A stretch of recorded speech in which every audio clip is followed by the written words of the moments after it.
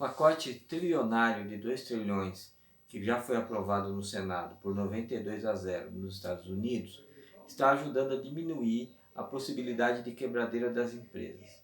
A Ford Motors, por exemplo, foi rebaixada para grau especulativo junto com a Ocidental Petroleum e outras empresas norte-americanas.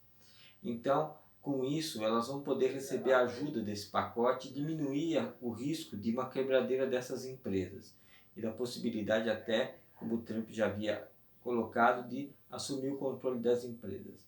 De outro lado, duas notícias importantes para o mercado norte-americano. A primeira, que o PIB americano foi de 2,3% o crescimento e ele teve uma queda frente ao crescimento de 2018, que foi 2,9%. Então, o PIB de 2019, uma queda de 0,6% do PIB norte-americano. De outro lado, houve uma explosão de aumentos do seguro-desemprego nos Estados Unidos, que subiu de uma semana para outra de 282 mil pedidos para 3,28 milhões de pedidos, e é o maior número de pedidos da série histórica americana, norte-americana, que o maior número de pedidos foi em 82, próximo de 700 mil pedidos, quer dizer, quase quadruplicou o número de pedidos de seguro-desemprego nos Estados Unidos. Então isso é, no Reino Unido já tem mais de 500 mil pedidos também de seguro-desemprego. Então isso mostra cenários para o Brasil da importância do governo, que até agora não publicou a medida para ajudar os trabalhadores com a redução de jornada e redução de emprego. Eles não publicaram nada até agora.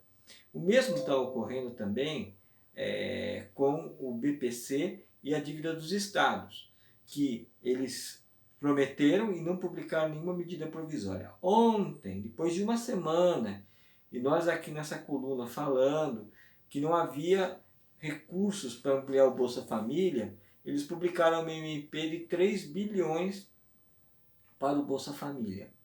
Tá? Então, é uma coisa que a gente ficou martelando aqui, né?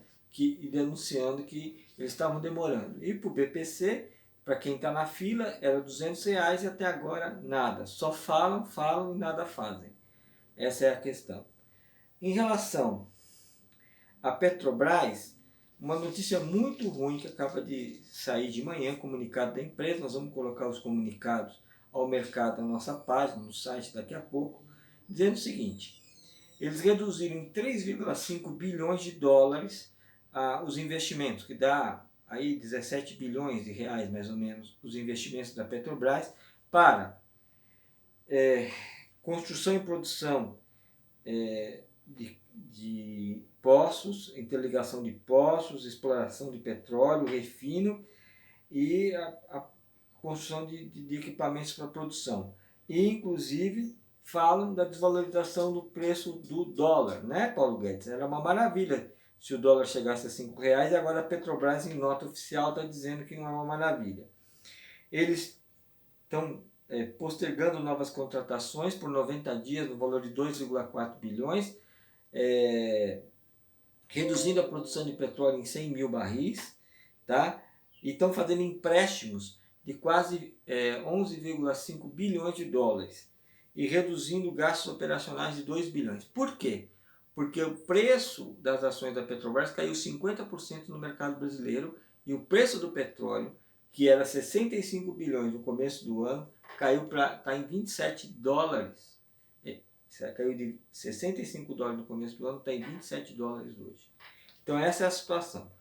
Ontem, num ao vivo que fizemos com a querida Kátia Passos, nós falávamos que aquele pronunciamento do Bolsonaro se devia à pressão do grupo empresarial ligado a ele, e inclusive das quedas da Bolsa. Dito e feito, final da tarde, Rodrigo Maia vai lá e diz que não podemos só pensar em pessoas, não podemos só pensar na queda das bolsas, temos que pensar em pessoas. Dizendo exatamente, de outra forma, a pressão das bolsas para que acabasse o confinamento com o coronavírus. Por último, a gente tem que falar um pouquinho que as medidas do Bolsonaro ainda são muito tímidas, porque Na Alemanha, o pacote que eles fizeram é de 12% do PIB, na Inglaterra 17% e aqui no Brasil só 2%. E até agora o governo não apresentou uma medida provisória sobre a questão de como que fica a questão da redução da jornada de trabalho e da redução do salário. E por tudo isso tem aumentado o isolamento do Bolsonaro, ele é cada vez maior, certo? E Caiado e vários outros caindo fora do governo, apoio ao governo. E eu gostaria de ler para vocês o que o Candice Pacher, do Itaú, falou, porque esse é um recado do mercado financeiro para o Bolsonaro. Sinto falta de um administrador da crise que coordene os esforços, tudo que o Bolsonaro não está fazendo. Por isso mesmo, o cenário de renúncia do Bolsonaro é crescente, como mostrou a colunista do Valor, já falando na possibilidade de renúncia do Bolsonaro.